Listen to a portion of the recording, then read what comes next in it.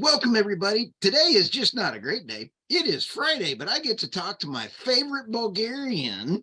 We have Irina Slav. My name is Stu Turley, President and CEO of the Sandstone Group, and Irina is an international star. She's a contributing author in the oil price. I'm her biggest fan out here, and if not a cheerleader.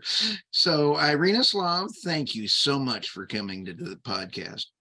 Thanks for having me, Stu. You and I have been talking for quite a while now, and I just have enjoyed getting to not only be one of your biggest cheerleaders, but you are a hoot. I mean, absolutely love your sense of humor when you're writing on your Substack, and I believe it's Irina Slav at Substack.com. Is that correct? Yeah, I think so. Yeah. Okay, so it's pretty sad that I know your Substack address better than you. Yeah, well, I can't remember everything, something will fall through the cracks, including my Substack address.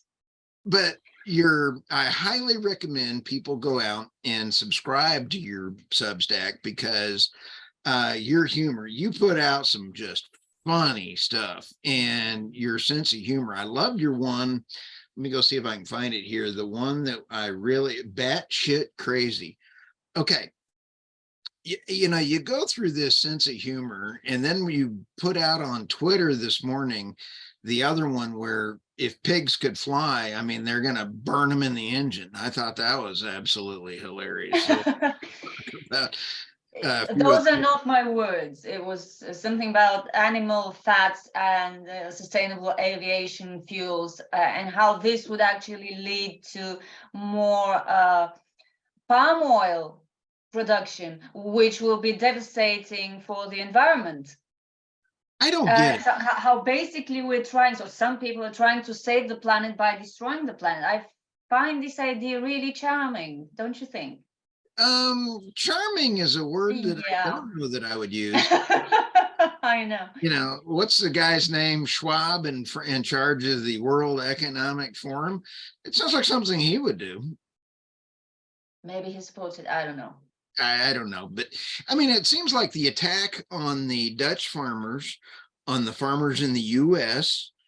We look at all these attacks, and they're saying that they're doing it in the benefit of the environment, like you say, and it's really stupid. How do we, what's going on with their thought process on this? What are you saying? I really have no idea. I have been wondering about this for months, and I don't know. I mean, one explanation is that their mental faculties have been affected by indoctrination, that they're incapable of thinking rationally because they are so so involved in this emissions narrative, and they cannot see clearly anything besides it. I mean, this drama, it is dramatic with the Dutch farmers. They're actually fighting the government. The previous government was fighting nitrogen emissions. Wow. What are you doing? I mean, the soil needs nitrogen. I've taken up gardening, you know that. And just the other day, I went and bought 5 kilos of nitrogen fertilizer because my tomatoes need it. Right. My peach tree needs it. My other plants need it because they're growing. And in the period of intensive growth, they need additional nitrogen, and my soil doesn't have enough nitrogen in it. I don't care about emissions. I don't even know what nitrogen emissions are. I mean, how does it, I don't know, does the soil generate it somehow? I'm ignorant about it. But, they're just focusing on one tiny little thing, and they don't care about the consequences that dealing with this one thing, nitrogen emissions, we'll have on things like food security. Sorry. Yeah, it goes, food security goes right along with energy security. Yeah. And, nitrogen or nitrates for the soil are essential for growing, just like you said. and the fertilizer's made from natural gas.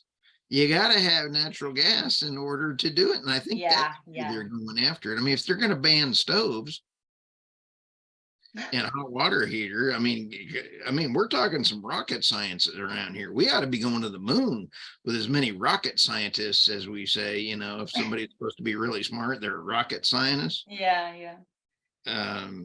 But you know, did you hear about the 30 tons of ammonium nitrate that went missing in the United States? No, I didn't. How did this happen? Well, if I knew, I'd be probably in jail right now. But it happened on a train coming out of one of the like Idaho or something where they manufactured it. I can't remember where it came out of. And it was on the news yesterday. And it was on a smaller news station last week. It actually happened last week. But the 30 tons of ammonium nitrate, if you remember the Oklahoma City bombing years and years ago, there's 18 times more nitrate, so ammonium nitrate that is in this train load. 18, you could have 18 Oklahoma City bombings.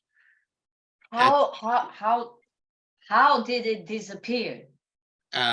Well, you combine that with the other story that came out 3 weeks ago, that the U.S. has 400 to 500,000 miles of the grid under attack. I mean, this is all in the news. I didn't sit here and make it up. And I'm like, you put those two together, that's a lot of damage. What a bunch.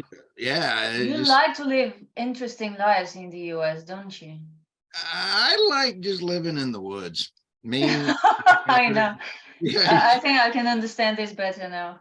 Yeah, I just want to be left alone. I don't want to have anything to do with that. But all that being said, having pigs fly, we need to rename that article "When Pigs Fly," because you've always heard that phrase, you know, it's going to happen when pigs fly. Well, they're going to be flying. And I think the article, Irina said, it takes 8,000 pigs to make one trip from Paris to somewhere. Oh, I don't know, but it was a lot. But let's be fair, just part of the pigs.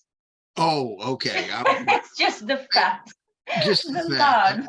I was sitting there. How do you pour a pig into a, you know, in the oil field and pipelines? Pigs are actually what you put in the pipe, and you're putting a pig in the pipe, and then you put pressure behind it, and it cleans out the pipeline. We had to do that, and you're putting a pig in the pipe. Well, now that we're putting a pig in the airplane, I don't know. Pig farming is not going anywhere yet. No. Yeah. Well, unless the EU get a hold of it. What's going on with the EU leadership? I mean, they're just as bad as our leadership. Good. Oh, they're worse. Come on. You can't be best at everything, Stu. Let us have something, like the stupid politicians. Nothing good is happening. Nothing good. I mean, Ursula von der Leyen is talking about degrowth. European members of parliament were applauding her. It's going the usual way. No sign of any lucidity returning, unfortunately. Yeah. If Ursula, you know, I hope I can call her Ursula because I don't know her, but you know, if we talk like we know her, I guess that'll make a difference. Yeah. But I don't know if she is that rocket science, you know, kind of fun. Do you think she's actually trying to disband the EU? I mean, if you've got that stupid of a policy going on, it would no, I don't think so. I don't think it's an effort to destroy the EU. I think they're trying to centralize power in the hands of the Commission, which she leads. And they're on the brink of overplaying their hand with this whole transition push. Wow. And and everything for Ukraine, nothing for anyone else in the European Union. I think that they're really, really stretching themselves, and sooner or later things will snap. I'm Oh, afraid. Well, I'm not afraid. I hope they snap, because this is effectively a push for centralization, for the centralization of power over the whole European Union. I don't know if you remember a while ago, there was a proposal that on matters of foreign policy, right. they wanted to drop the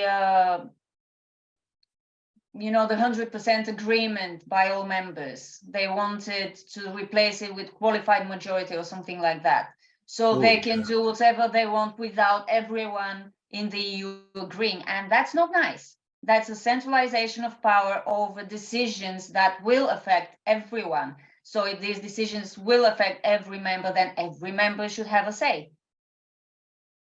It doesn't work with qualified majority. This is not your average national parliament, this is no. an international bloc. But yeah, I'm kind of hoping they continue pushing in this direction, so they really do overplay their hand and people have enough. I don't know what will happen. I don't know if the European Union will break down or just, wobble a bit and stay together, but under different terms. Yeah. But something will need to change, because the direction things are going now are not good for people like us, the normal people, the regular people who have no say in the decisions being made by the European Commission. We didn't elect the European commissioners. We only elect members of European Parliament. In Bulgaria. In every member country. Oh, okay. Wow. Now, did you see that Joe Biden fell yesterday at the United States No. graduation? Yeah, he fell. Again. Yeah, so the poor man does not need to be president of the United States. No. He needs to be in a nursing home. Yeah, I agree. The poor man bounces. So is Ursula a few years away from that? But I think they're on the same mental leadership capacity. I don't know. Maybe she'll end up in prison before she can do too much damage. She's being investigated about a deal with Pfizer about COVID vaccines. Oh, I didn't know that. Oh, yeah. Some European authority launched an investigation into her deal. It's the deal she actually closed with Pfizer, and she had a really active communication exchange with the CEO of Pfizer in the days or weeks leading up to this deal. She's crooked, in a word. She's crooked, and I don't think this investigation will lead to anything, because it would be a massive scandal. I mean, imagine. Oh, yeah. They bought like 10 times what the European Union needs, and now nobody's vaccinating anymore. And Pfizer are insisting that they get the payment for these vaccines that the European Union ordered under Ursula von der Leyen's leadership. So it's really stinky business. Wow. Yeah, she's been busy. She's been really busy. Wow. Yeah. And you sit back and you think about big pharma, the big pharmaceuticals in the US, there's a lot of scary money that went back and forth between Fauci, our goofball, our supposed, the head of top expert, top health expert. Yeah, he's about this tall to me. So am I. So what? Well, no, height has nothing to do with it, but it's kind of fun. Yes, it does. Yeah, it's kind of fun. But Chris is taller than you, isn't he? Oh, yeah. Okay. Well, see, there you go. Now, you're picking on your husband. I mean, well, that's funny. But now, when you sit back and take a look at the big pharma, anybody that goes up against big pharma gets taken out. Yeah. So I hope those legislators or those investigators that are bringing her up kind of have a good security system. Yeah, we'll see. Well, there hasn't been any news, I mean, any big news with regard to this investigation ever since the news broke that she is being investigated. So maybe they'll just somehow cover it up, hush it up. But we'll see. Oh my goodness. You Yeah. know, if I jaywalk, I'd be in jail. I They mean, throw you in jail for jaywalking? well, yeah. I mean, if you're a illegal U.S. citizen, you get free everything. But if you're a U.S. citizen and you walk across the street incorrectly, not at the crosswalk, you get thrown in jail. I am Right. about that, but it's just about the same thing. No, So, double standards are healthy. Didn't you know that? They're good for you. well, we have double standards in my house. My wife gets to do anything she wants, and I'm limited by her. And it's good for you, see? And yes, dear are the two words that have kept me married for 37 years. Yes, dear. Even if I don't understand what that poor woman said, yes, dear gets me by. Smart, smart. I mean, that's how you build a stress-free or low-stress life. And Yeah. stress kills, so it's good to have as Yeah. little of it as possible. Yeah, you've been on in the video, and she comes in and sticks her head in and waves and everything. But She's a I'll tell really you what, sweet lady. I don't know what you want from her. oh, to the public. Aren't we all? Oh no, absolutely. Maybe that's where Ursula gets it. Hmm? She's really sweet to the public. She's not sweet at all. I mean, you can see the fascist in her. It's in her eyes. So, what makes people that way? I mean, do you think it's power? Probably. I mean, there's a lot of, words of wisdom saying that power corrupts. It probably does. I've never been in a position of power, so I can't speak from experience. But it's either that or somebody's telling her what to do. I mean, she's not acting on her own. That's obvious. She's not that powerful. Right. There are people behind the scenes. I don't know who these people are, but there always are. I mean, the Right. faces you see are not the faces actually making the important decisions. They are just the figureheads. Wow. But Uh, I don't know. all right. So, what do you see coming around for this next week in energy? Uh, it will be probably OPEC. They're meeting on Sunday to decide on future production. Okay. We don't know if they will cut additionally or not cut additionally. And I just saw somewhere that the United Arab Emirates actually want to produce more. I don't know, it's all kind of boring already because every month there's an OPEC meeting, OPEC plus meeting. And yeah, they sure surprised everyone in April when they said they'll be cutting more, but oil prices didn't go much higher, and they didn't go higher for a very Right. long time.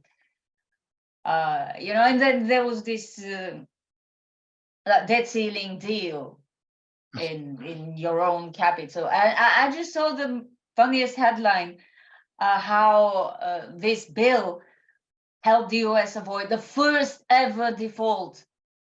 Yeah, but it's been like this every single year over at least the last 5 years. It's negotiations and negotiations and fears of a default until the last few days when they clinch a deal.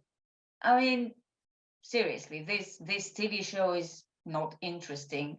Just No. like the OPEC TV show, it's all a bit boring. But people continue to get excited about it. They read news about it. Wonder No. where oil prices will be tomorrow. Nobody knows. Do you know what the difference between Republicans and Democrats in the U.S. is? Is there one? There's no difference. We have a Oh no. one. We have a one political party. They're all hacks. I just don't like politicians, and Yeah. they say we owe $34 trillion. And you're going to owe more over the next 2 years. It's just despicable. Sorry. Yeah. We need to cut a lot of social programs, because the only way that we can continue doing this is to go bankrupt and then try to claw our way out. who's going to buy the dollar, especially with BRICS coming around the corner? Yeah, yeah. Are you seeing all of the oil traders going away, like all the deals that just happened with Iraq, Russia, and Saudi Arabia is just nuts. I mean, the oil is actually being traded outside of the US petrodollar. And, there's a ton of it going away. Yeah, well, it's all the sanctions. We've talked about it before. I've written about it abundantly. Again, you overuse something that you like using and you get blowback. Sanctions don't work. And when you weaponize the dollar, people will go away from it. And You can't continue weaponizing it forever. That's the thing. That's what politicians in the last couple of administrations, or even Obama, have apparently failed to realize. I mean, I was surprised to hear that Bill Clinton, once upon a time in the 90s, actually warned future administrations about that. He said that sanctions should not be overused because they'll lose their effectiveness, which is what we're witnessing today. Yeah, and there's a boomerang effect, right. which is good for the US. I find it amusing, personally. Absolutely. Sorry, because I don't follow any one global bloc, you know me. But it's bad news for the US and the Western Bloc. Sorry, you should have seen it coming. Oh, I know. I didn't vote for Bill Clinton, and but he was a lot better than what we got now. It's always like this. You can only realize how not bad someone was in hindsight. Oh, yeah. At the time, you think, oh, this is the worst. It's like the books I translate. When I get a book I find boring and badly written, oh, this is the worst. 3 books later, that wasn't so bad, actually. That was pretty decent. Wow. Which tells you how popular young adult literature is progressing. That's funny. Or Well, regressing. I want to give your shout out to the energy transition, the weekly conversation. That is going ballistic and going off just nuts around the world. Your YouTube channel's going up. You have Armando Cavagna, thank you. I got to have my Brazil accent on there. He's cool dude. And then you have David Blackman, who's even a cool dude, and he's got the energy question. And then you have Tammy Nemeth, and she is in Europe. She's cool. And then she's really cool and really smart. Incredibly cool. The 4 of you on those I love it when I can jump onto your live and pick on you guys. You LinkedIn user, you. I don't know why that comes out that way, but it's fun. It's funny.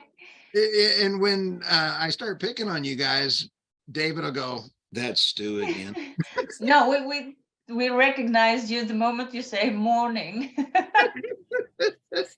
Anyway, we will have those links in the show notes, Irina, because that is a fabulous weekly podcast. So thank you so much for stopping by. It was my pleasure, as always.